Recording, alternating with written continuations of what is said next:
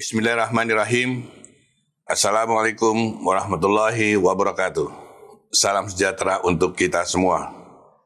Yang saya hormati dan banggakan, sahabat saya, Ketua MPR RI, Saudara Bambang Susatyo, kolega saya, Senator DPD RI, Profesor Jimli As-Sidiki, Menko Polhukam, Profesor Mahfud MD, para praktisi dan akademisi hukum, para sarjana hukum yang tergabung dalam HIMSI, aktivis organisasi hukum dan LSM, perwakilan BEM Fakultas Hukum, serta Bapak, Ibu, dan hadirin sekalian. Pertama-tama marilah kita panjatkan puji syukur kehadirat Allah Subhanahu wa Ta'ala, karena atas rahmat dan karunia-Nya kita masih diberi kesempatan untuk bertemu dalam keadaan sehat walafiat. Saya sampaikan terima kasih kepada Himpunan Muda Sarjana Hukum Indonesia yang memberi kesempatan kepada saya untuk ikut menyumbangkan pikiran dalam seminar hukum nasional yang mengambil tema konsep dan aktualisasi negara hukum Indonesia. Bapak Ibu hadirin yang saya hormati, dari TOR yang diberikan panitia kepada saya banyak dibicarakan tentang situasi Indonesia di era globalisasi, di mana globalisasi merupakan proses multidimensi dan asimetris atau keadaan yang tidak merata.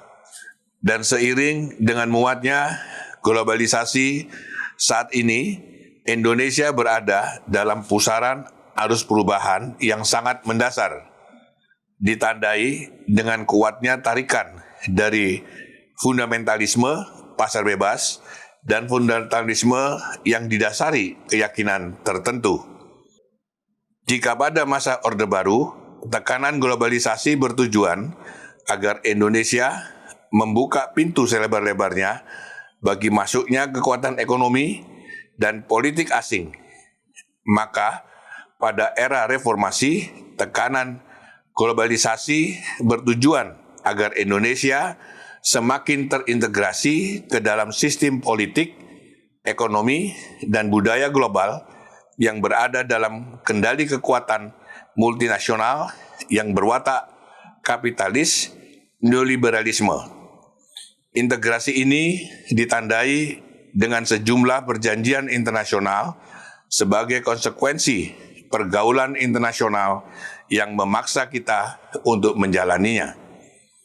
Persoalannya adalah perjanjian-perjanjian atau ratifikasi hukum internasional tersebut berlatar kebutuhan kita atau kebutuhan mereka. Atau dalam kalimat lain, perjanjian-perjanjian internasional atau ratifikasi hukum internasional itu berujung pada keuntungan untuk kita atau keuntungan untuk mereka. Sebab secara teori, the greatest happiness is a greatest number. Artinya, yang terpenting dari perjanjian internasional atau ratifikasi tersebut adalah siapa yang diuntungkan, kita atau mereka. Karena semua yang kita tanda tangani dan ratifikasi dari perjanjian internasional mengandung konsekuensi kepada Indonesia untuk memproduksi hukum, seperti tertuang dalam Undang-Undang Nomor 24 Tahun 2000 tentang Perjanjian Internasional, di mana ratifikasi adalah satu bentuk pengesahan, yaitu perbuatan hukum untuk mengikatkan diri pada suatu perjanjian internasional. Jadi dengan melakukan ratifikasi, berarti Indonesia mengikatkan diri pada suatu perjanjian internasional. Konsekuensinya, Indonesia harus melakukan pengesahan melalui undang-undang atau keputusan presiden selama itu dibersyaratkan oleh perjanjian internasional tersebut. Karena secara prinsip, perjanjian-perjanjian internasional itu memiliki substansi perjanjian harus diikuti dengan hukum. Jadi, sudah pasti harus dilakukan produksi hukum atas suatu perjanjian yang sudah ditandatangani, seperti tertuang dalam Undang-Undang Nomor 12 Tahun 2011 tentang pembentukan peraturan perundang-undangan, pengesahan perjanjian internasional tertentu hanya dilakukan dengan undang-undang.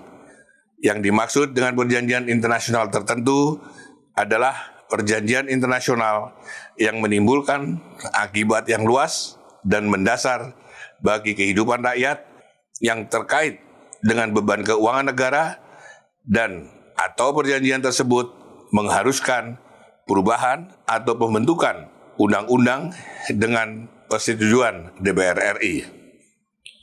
Pengesahan atau ratifikasi perjanjian internasional dilakukan melalui undang-undang apabila berkenaan dengan hal-hal yang sebagai berikut. Masalah politik, perdamaian, pertahanan, dan keamanan negara. Perubahan wilayah atau penetapan batas wilayah negara Republik Indonesia. Kedaulatan atau hak berdaulat negara. Hak asasi manusia dan lingkungan hidup. Pembentukan kaidah hukum baru. Pinjaman dan atau hibah luar negeri. Sedangkan pengesahan atau ratifikasi perjanjian internasional melalui Kepres dilakukan atas perjanjian yang mensyaratkan adanya pengesahan sebelum memulai berlakunya perjanjian, tetapi memiliki materi yang bersifat prosedural dan memerlukan penerapan dalam waktu singkat tanpa mempengaruhi peraturan perundang-undangan nasional. Jenis-jenis perjanjian yang termasuk dalam kategori ini diantaranya adalah perjanjian induk yang menyangkut kerjasama di bidang ilmu pengetahuan dan teknologi, ekonomi, teknik, perdagangan, kebudayaan, pelayaran niaga, penghindaran pajak berganda, dan kerjasama perlindungan penanaman modal, serta perjanjian-perjanjian yang bersifat teknis. Jadi, di mana letak kedaulatan hukum negara Indonesia, di mana kita sudah menandatangani sekian banyak perjanjian internasional yang patut diduga berlatar kebutuhan masyarakat internasional seperti WTO, GATT, Free Trade ASEAN, IJPA, dengan Jepang, dan masih banyak lainnya. Apalagi kalau kita flashback ke belakang, apakah Letter of Intent IMF yang ditandatangani oleh Presiden Soeharto saat itu selaras dengan konstitusi kita, di mana konstitusi kita jelas memproteksi rakyat Indonesia. Sementara IMF mensyaratkan penghapusan subsidi dan proteksi demi kepentingan pasar bebas. Siapa yang happiness dari penandatanganan Letter of Intent IMF saat itu? Kita atau masyarakat internasional? Padahal di satu sisi, kewajiban negara dalam proses ratifikasi perjanjian internasional adalah untuk memastikan keselarasan dengan konstitusi dan mentransformasikan ke hukum nasional.